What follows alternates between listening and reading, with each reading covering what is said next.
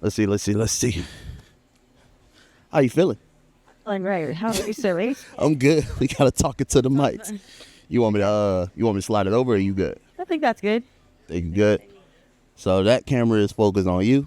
I got this camera right here, Okay. and it's literally just this how kicking it with Broly always start. Okay. It'd be funny. Sometimes people don't really be too comfortable with mics. Oh yeah. So yeah, so you say you funny, we finna see. Exactly. I'm made for this. So How have you been? how I've been good. I've been busy. I've been working on my new suite. So coming soon. If you guys are looking for, I'm not gonna call it a head spa. Okay. That on Most people will call it a head spa, but head spa sound like we ain't gonna call it no head spa. Yeah, it sound wrong. scalp therapy. Scalp therapy. There we go. We can run with that. A little bit more appropriate. Yeah. Head spa, I just feel like working with Head spa sound like happy ending. it does. Like we not doing that over We're here. not doing that. Like you got So at the what we say scalp therapy. What are you gonna be offering people there? So it's basically like you're getting your hair washed, Okay. but it's like a pod. So you sit in it, and it's a massage chair actually. Oh, that's fire. But when you lay back, it's into a bowl. So Okay. you're gonna be laying your head back, and I'm gonna be actually giving you a scalp massage once around where. I'm gonna need different like tools and stuff like that to kind of just like stimulate your scalp. Yeah. So it's gonna promote like hair growth and people that have hair loss. It's gonna basically like stimulate your follicles and make sure your scalp is clean. But it's also very relaxing as well. That sounds relaxing. I might get it. I don't even got no hair. Yeah, you don't need to. You just got that coming up. Scalp. Just gotta have a scalp. Be a bald-headed scallywag. That's crazy. 'Cause I know some of y'all know. I'm looking at the camera. What's up, family? Some of y'all know somebody that's bald. Y'all definitely know somebody that's bald, and y'all, if they need that scalp treatment, Tell them come on in. I gotta take yeah. care of them. What you gonna call it? Scalp therapy. Scalp therapy? Yeah, but there's gonna be different ones like promoting different things. Okay. And we ain't even get your name. We ain't get nothing. Don't know my name. This is Kicking It with Broly. I'm Broly the artist. Okay. My name is Imani. Hair Art Jones is my LLC, my actual, I guess hair name. Yeah. But you can just call me Mani. Monty? Yeah. That's how we gonna run it. So everybody, I'm introducing y'all to Monty. Yeah, we good. Yeah. How long you been dealing with hair? So I started doing hair when I was like 9 years old. I started watching my aunt do hair, and I just like doing it. I just like watching her. She taking me to the shop. Yeah.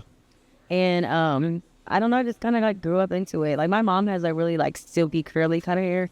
And Is she black? yeah, I'm black. Are you? You close. I think I'm black. I don't know my dad. I don't know my dad. So I probably, yeah, I ain't never seen him ever.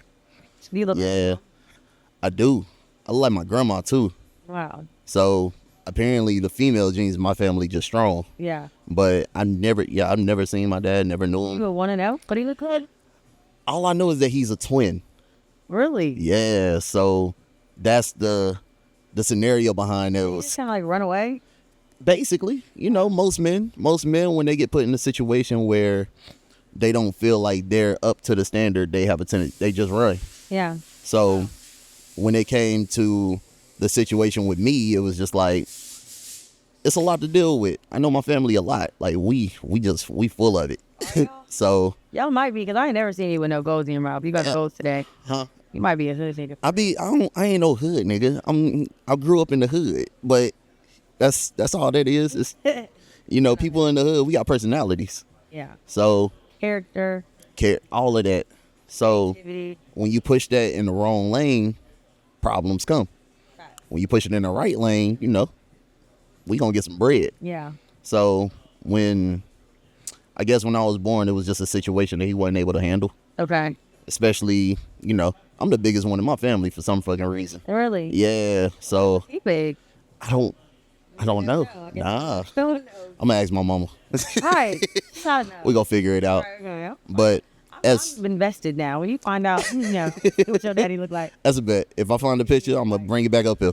Yeah. But yeah, I think I'm black. I know I got some Cherokee Indian in me. Okay. a little bit. A lot of black people always have. Yeah, from my great grandmother, her side. So I thought that was dope. I can kind of see it. A little bit. I got some chinky ass eyes. Red undertones. Yeah, I got some chinky ass eyes. I thought I was, I had a little Asian in me somewhere.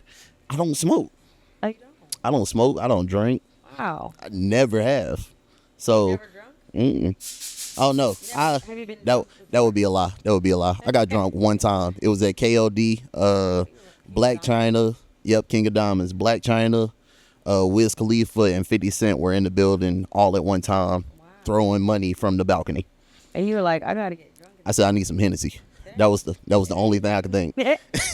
That drive home was horrible, but I couldn't believe it. And then after that, you were like, I don't never want to feel like that. after that, I never want to feel like that again. I feel like that every weekend. I felt weak like the day after. Yeah. I'm used to going to the gym and all that shit. So when I went to the gym that day, I think I lifted like 50 pounds. I was like, yeah, nah, I'm gonna go back home. Yeah. I didn't know what a hangover was. No, I can understand that. Yeah, so It's not a good feeling. It takes all day, especially the older you get. How old are you? I'm 27. Yeah, you look like you were young, Evelyn. How old are you? 33. You don't look 33. Thank you. I was waiting for you to say it. They gonna say it like you don't look 33. I thought you was like 28, 29. Okay, I'll take all of that. There we go. Compliments. Yeah, I don't have any kids though. That's Or like a husband. that's what it is. That's what it is. I think so. You low stress. Yeah, You building business. that's what I'm saying. Okay, shit. Business oriented individuals. What I'm saying. We out here trying to get the bag. Yeah. We got to get the bag first. Then kids go come later. Maybe. Soon. Maybe. I'm getting old. Like I don't look at it, but I can feel it in the morning. I can Yeah. feel it when I get done. But I also stand all day. My feet hurt. You be in here retwisting people, cutting people up. Are you a barber? You a barber, right? No. Oh, so they go to one of the other people and got there. It's on them. Good. You could fit a practice with my life. That's what I'm saying. Hell no. Nobody's letting me practice. How am I going to be a barber if nobody's letting me back? Have you been to barber school? That's why. That's where you supposed to practice. They go in there with the intention of you practicing. Yeah, knowing that Yeah, knowing that like, okay, this person new. I'm gonna go ahead and I'm gonna let her rock a out. lot of like trust in somebody though. Man, you go back a quarter of an inch and my forehead already big. You feel me? Like I'm not finna. That's a lot. No, I understand though. Like, see, the thing is, that's why I never got into color and chemicals and stuff like that because you can't redo that. Yeah, it's a one-time thing. Yeah, like braids, you don't like. Okay, I could just take the braid down and redo it. facts. Twist, take it down, redo it. Sew in, maybe you can take it out, redo it. But once it's cut, it's gone, and it's gonna be gone for. It's gonna be gone for. Yeah, my hair grow back pretty fast. Yeah. But even then, like, if my hair don't grow back in like the first week and a half, I'm gonna be upset. Yeah. So you tell me sorry. You look at me and I'm be looking at them. Did we? Yeah, you gonna be like, it's gone. Like, what you want me to do? We finna shave you all the way off. I done been cut bald before. I got cut bald in middle school. You know how crazy that was? My older brother, my mom didn't want to pay for a haircut. Yeah. And I think my hair had grown out for like 2 months. Yeah. So I was just like, whatever. My older brother said, we got some clippers in the bathroom. My older brother is like great 7. idea. Yeah, he like 17, 18 right now. So, yeah.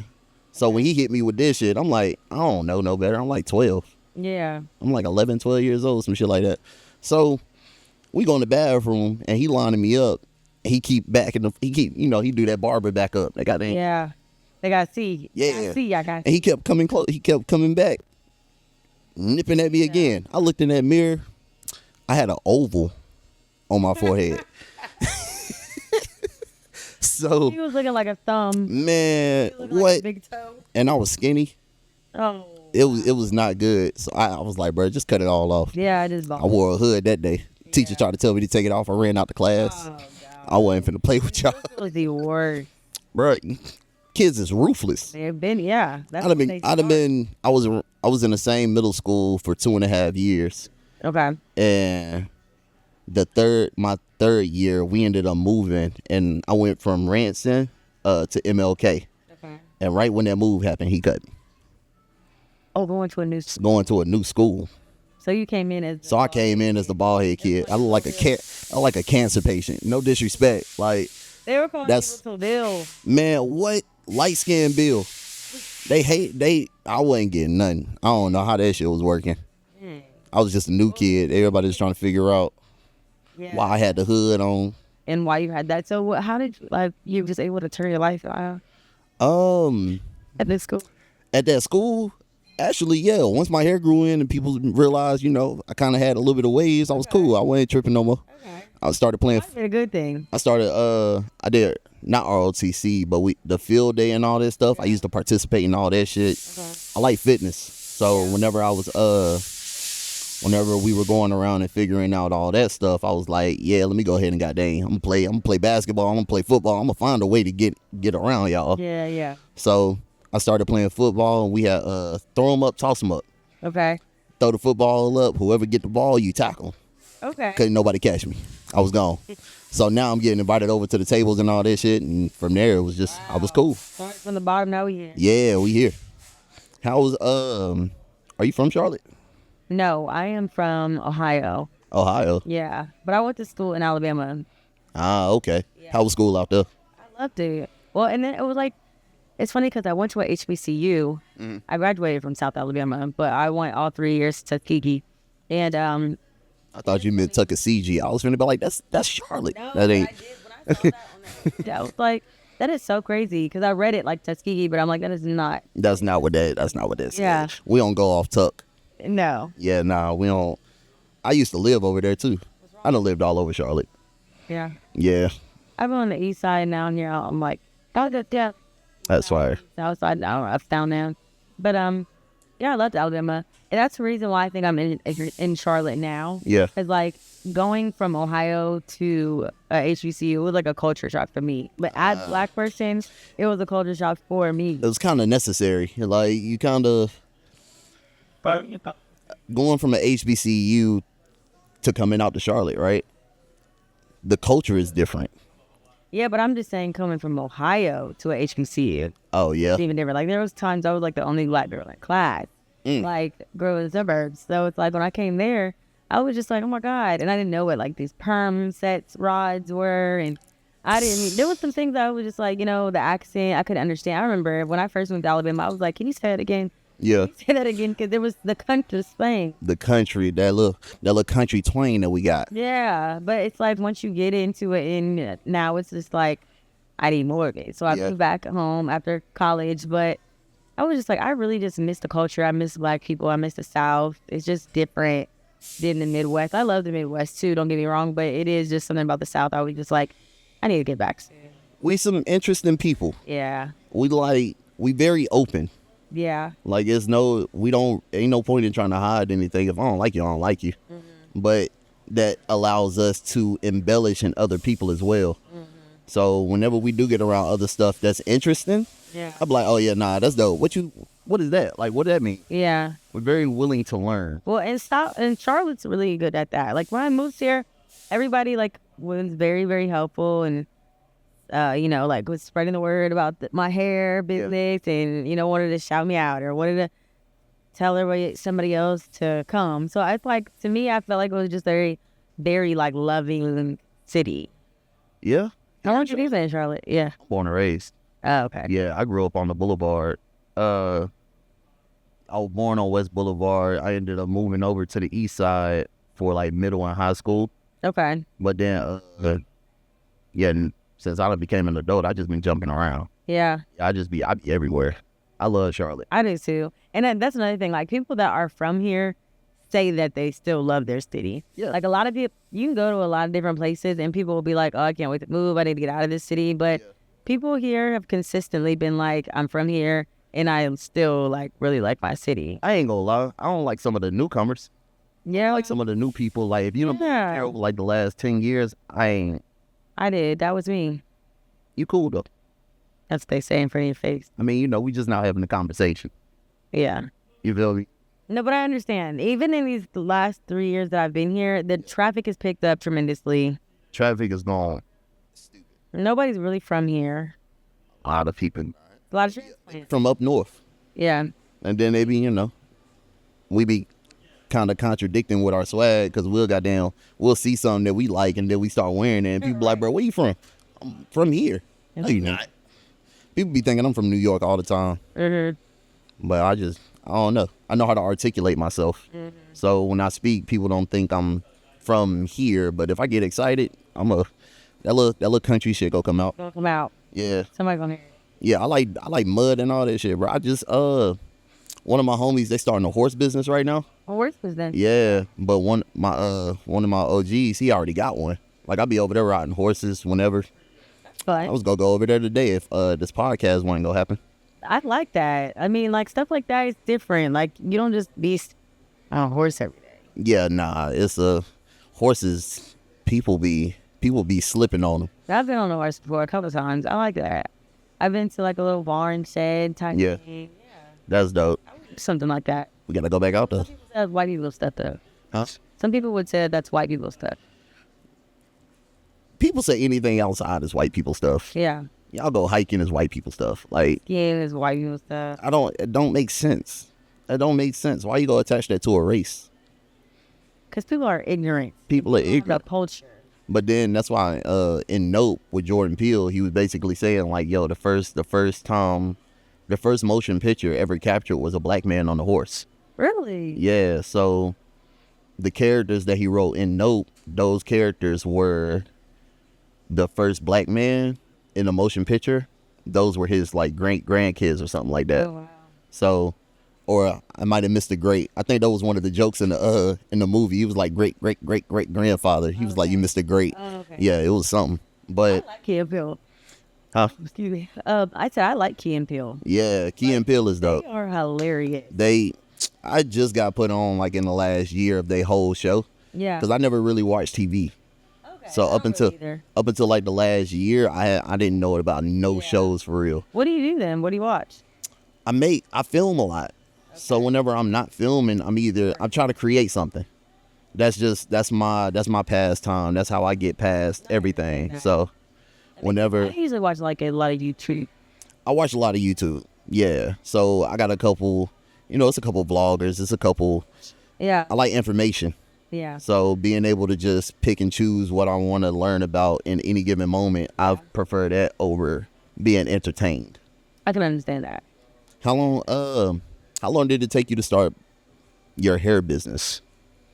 So I was coming back and forth from Charlotte to Ohio for 6 months. Yeah. And so a week of those 6 months, I would come here and I had about 3 friends that lived here. So 2 of which were a married couple. Dope. And then I would stay with them sometime. And then I had another girlfriend named Shanice. And she moved out here with her cousin. So they were roommates. Yeah. So I would, go stay with either one of those for a week. Whichever one. Yeah. And I would just, every time I would come back for that week, I would try to like hustle up clients, network with as many people I can. I took it kind of like the bottle girl route. The bottle girl route where Yeah. you coming out here to get booked or build up your clientele. Bottle girls. Oh, that's And, fire. Like guys that were kind of like in the spotlight. Yeah. So I could like get them to shout me out. And so every time I would come, I would like do one of them hair. And then when they would shout me out, I would be booked for the next time that I came. That's dope. So that's what I did for 6 months. Then along that way, I met this girl that she was really, really cool. Met through a mutual friend. And she was like, girl, if you ever need somewhere to stay, like you could always stay with me, which I was like, yes, I most definitely will. Yeah. I didn't really have a real plan. Like I just knew that on like October 17th or 18th, I was like, I'm going to move. I'm leaving and I'm not looking back. I'm going. And so I packed my car up and I went and I stayed with her. She ended up letting me stay there for 3 months. And yeah, so after that, I was still in the shop that I went and met for the first time. Like when I went there the 6 months, I would go there every time for that week. I would go back to that shop and work with my clients. And he was very helpful. He was like, he didn't really charge when I was there. He was just like, just pay like $125 or $175. Yeah, and I got to like the $225 a week. But he saw what I was doing. I think he saw you building. Yeah. Yeah. And he respected the vision. So that's how that happened. But then I kind of started because I knew my goal was to come here and work with like entertainers and, basketball players, football players. Yeah. anything that was entertainment business. This is definitely the city for that. Yeah. They just be roaming. Yes, and there's always concerts or Yeah. we have the Hornets, we have the Panthers, we have Truett, and the baseball, and we have everything here. So it's kind of like this is a perfect city. So, That's dope. I started working with those clients immediately. Like I don't think I've ever tried so hard in my life to manifest something. Like I really did. Those 6 months was like really really crucial. When I moved here, you know the TikTok guy named Nito? Nah, I don't really be on TikTok. Okay. Well, he's TikTok famous. Oh, that's dope. Yeah. He out here? Mhm. Oh, yeah.